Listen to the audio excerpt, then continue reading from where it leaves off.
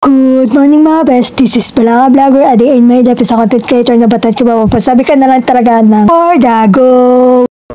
Hello mga best, so another day, another mini vlog na naman tayo for today's video. So as you can see, nakikita nyo naman nga na baha sa aming lugar. Hay nako, taon-taon na nga lang ay baha sa aming lugar, hindi ka taga Lote, Puerto Ribas or taga Balanga kung hindi bumabaha. Pero may lugar sa Bataan na hindi binabaha ang Limay. Sana all. Lumabas nga lang pala tayo sa mga oras na yan. Hanggang ko nga lang si Lance dyan kung baha sa labas, sabi niya baha.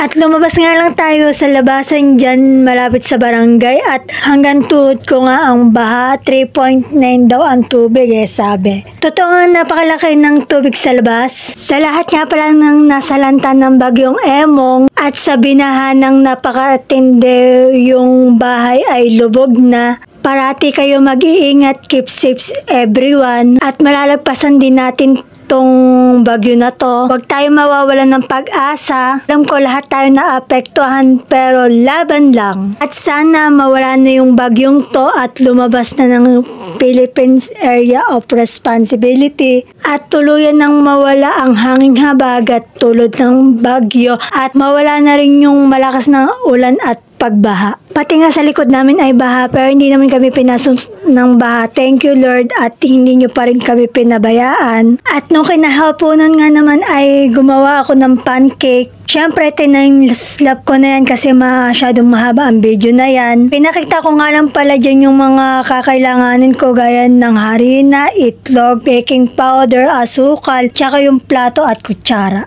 I mean mangkok pala. At una nga nating nilagay ang harina, sunod ang asukal, tapos sunod ang baking powder at naglagay na rin tayo ng itlog.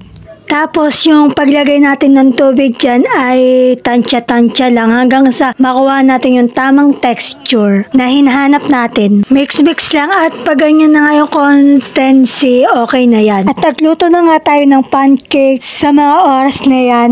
At atin na nga siyang binaliktad. At yan na nga yung naluto nating pancake. At kinain na nga natin yung pancake na niluto natin. Pero bago tayo kumain, nag-pray muna tayo. At napakalakas pa nga rin ng ulan dito sa amin, pati nga sa likod ay napakalakas ng ulan. Nagluto nga lang pala ako ng aking pang dinner na ulam at niluto ko nga lang pala ang pinakamadaling lutuin sa lahat, ang meatloaf. Gabi na nga pala sa mga oras na yan at kumain na nga rin pala tayo pero bago tayo kumain, nag-pray muna tayo. Papa Jesus, maraming salamat po sa blessing naming natatanggap sa araw-araw. Thank you rin po sa laging pagpapala sa amin, naway maging ligtas po ang lahat ng nasalanta ng bagyo at naway mawala na yung bagyong Emong at mawala na yung hanging habagat, mawala na rin po yung malakas na ulan at baha. In Jesus' name we pray. Amen. Katapos nga nating mag-pray ay kumain na rin tayo. Masyado na nga palang mahaba ang video na to at yun lang naman for today's video. Huwag nyo nga rin pala kalimutan mag-like, comment, share, and follow at yun lang. Bye. God bless. Salamat sa support. I love you all.